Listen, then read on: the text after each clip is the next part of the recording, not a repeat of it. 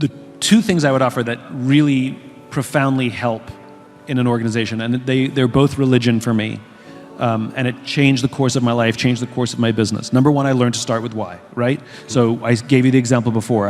I didn't tell people what I do, I tell people what I believe, right? So when you're flying home on the flight, after this event, you'll probably sit next to somebody on a plane and you have plane conversations where somebody turns to you and goes, "What do you do?"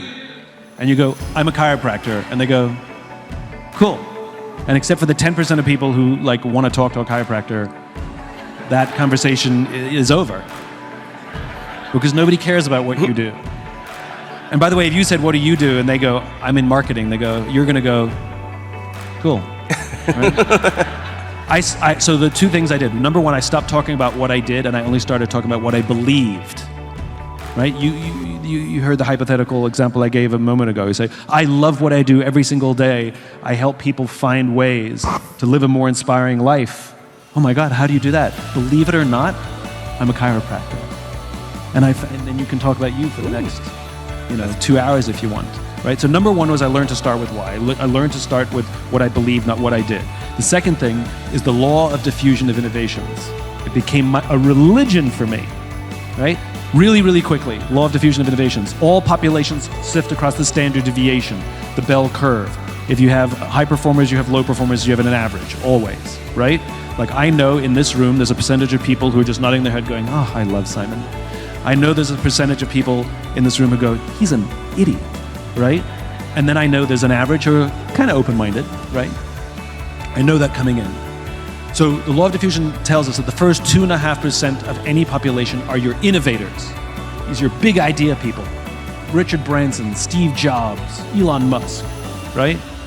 Then you have your early adopters. These are the people with a higher risk tolerance. They're willing to try something new, be a part of something that reflects their own beliefs. They're willing to spend more money, make more effort, travel further to see you, go out of their way, because somehow you reflect their beliefs.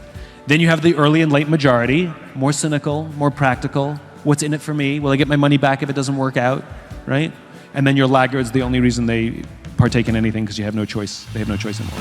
Clearly, we all want mass market success or mass market acceptance of an idea. In other words, we all want the bell. And usually what we do is we throw all of our efforts at the bell, right? Which is why we have promotions and sales and guarantees. We're talking to people with low risk tolerance. And what I learned is that with the law of diffusion, if you can get 15 to 18% market penetration, there's a social phenomenon that happens called the tipping point, and it just goes. If you ignore what I'm telling you, you'll always get about 10%. I guarantee you 10% of your patients, they love you. Oh, you love them rather. Oh, I love them. They get it, right? That's not enough to make the system tip. And so I got extremely good at figuring out who was an early adopter and who wasn't. So people would call me up and they say, "I heard about you, convince me why I should hire you." Not an early adopter. So I would say, "Don't."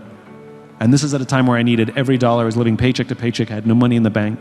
And I would turn down business with people who were the wrong fits. I'll get you later.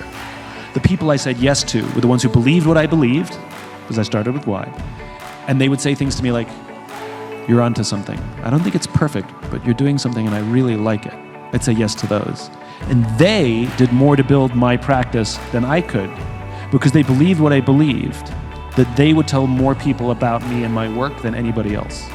And so my work spread with $0 in marketing, because I started to get really good at working with people who believed what I believed, and they told their friends.